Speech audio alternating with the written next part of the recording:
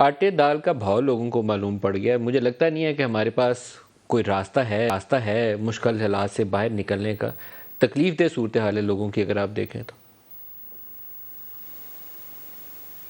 جی ملک صاحب، راستہ ہے مگر راستہ مشکل ہے. اگر آپ پچھلے 20-25 سال دیکھیں تو آپ کو ایک سکلکیلٹی نظر آئے گی. آپ کو کیا نظر آئے گا؟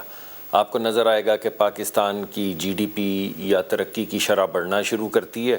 جب 5% اور 6% پہ پہنچتی ہے تو ہماری امپورٹ اتنی زیادہ ہو جاتی ہے کہ فوری طور پہ ہم آئی ایم ایف کے پروگرام میں چلے جاتے ہیں، اور پہلا مطالبہ جو آئی ایم ایف کا ہوتا ہے وہ ہے کہ معیشت کو آپ سلو ڈاؤن کریں. تو وہ جو 5-6% کی جی ڈی پی ہوتی ہے وہ 2 پہ آ جاتی ہے، اور ہم دوبارہ 2 سے 5 کا سفر شروع کرتے ہیں. جیسے 5 پہ پہنچتے ہیں پھر امپورٹ بڑھ جاتی ہے تو پھر ہم نئے پروگرام میں آ جاتے ہیں. اب سوال یہ پیدا ہوتا ہے کہ ہماری امپورٹ بڑھتی ہے، ہماری ایکسپورٹ کیوں نہیں بڑھتی؟ اس کی وجہ یہ ہے کہ ہماری انڈسٹری جو ہے وہ کمپیٹیٹو نہیں ہے. تو سوال یہ پیدا ہوتا ہے کہ ہماری انڈسٹری کمپیٹیٹو کیوں نہیں ہے؟ اس کی وجہ یہ ہے کہ ہم انڈسٹری کو کمپیٹیٹو ہونے نہیں دینا چاہتے. ہم نے تو اس انڈسٹری کو قائم کیا ہوا ہے سبسڈیز کی بنیاد پہ.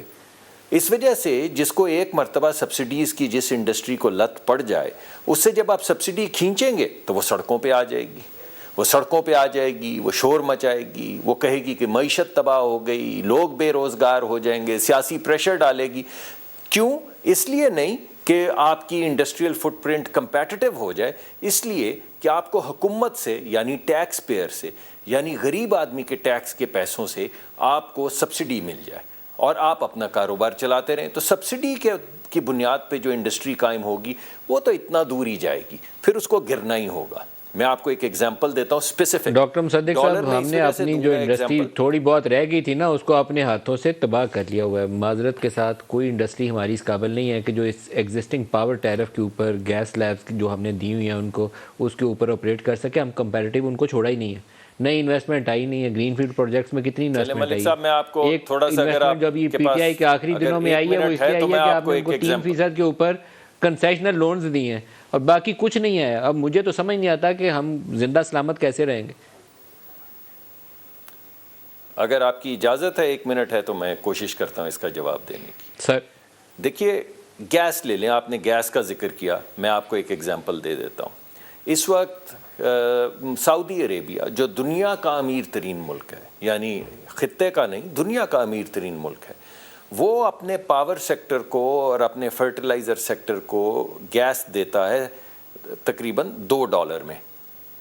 قطر جس کے پاس دنیا کے سب سے بڑے ذخائر ہیں، اس سے بڑے ذخائر کسی کے پاس نہیں، یعنی ہیں کچھ ممالک کے پاس مگر کوئی سنگل ویل میں اتنا بڑا ذخیرہ شاید ہی کسی کے پاس ہو، وہ اپنی انڈسٹری کو یعنی پاور سیکٹر کو اور فرٹیلائزر کو گیس دیتا ہے $3 میں.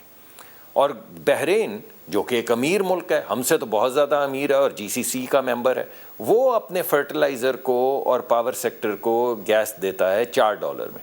آپ کو معلوم ہے ہم اپنے فرٹیلائزر کو کتنے میں گیس دیتے ہیں؟ 70 سینٹ میں. ہم ان تمام ممالک سے زیادہ امیر ہیں. اور جو ہماری بڑی فرٹیلائزر کی انڈسٹری ہے اس کو ہم دیتے ہیں $1.35 میں. ایک کمپنی کو دیتے ہیں 70 سینٹ میں، باقی جو بڑی کمپنی ہیں ان کو دیتے ہیں تقریباً $1.35-40 میں. یعنی اب آپ $1.35 کا موازنہ کریں سعودی عربیہ کے $2 سے، قطر کے $3 سے اور بحرین کے $4 سے، تو آپ کو اندازہ ہو جائے گا کہ آپ مجھے یہ کہہ رہے ہیں کہ ہم مہنگی گیس دے رہے ہیں، اور میں آپ کو کہہ رہا ہوں مہنگی تو صرف غریب آدمی کو گیس مل رہی ہے. امیر آدمی کو مہنگی گیس نہیں مل رہی ہے، انڈسٹریلسٹ کو مہنگی گیس نہیں مل رہی ہے. یہ گیس اور تمام جو غربت ہے اور تمام جو مہنگائی ہے وہ صرف غریب آدمی کے لیے. یہ بدلنا ہے ہمیں اپنی انڈسٹری کو کمپیٹیٹیونیس کی بنیاد کے اوپر، یعنی وہ دنیا میں کمپیٹ کر سکے. اس بنیاد پہ نہیں کہ حکومت نے سبسڈی دی ہے، اس بنیاد میں پہ کہ ان کے پاس انوویشن ہے، ان کے پاس نئی ٹیکنالوجی ہے، ان کے جو مزدور ہیں ان کی پروڈکٹیوٹی زیادہ ہے. جب تک اس بنیاد کے اوپر ہم انڈسٹریل فٹ پرنٹ کو استوار نہیں کریں گے، کوئی پاسبلٹی نہیں آپ جتنی مرضی سبسڈیز دے دے کہ پاکستان کی ایکسپورٹ بڑھے. اور اس کے نتیجے میں یہی ہوگا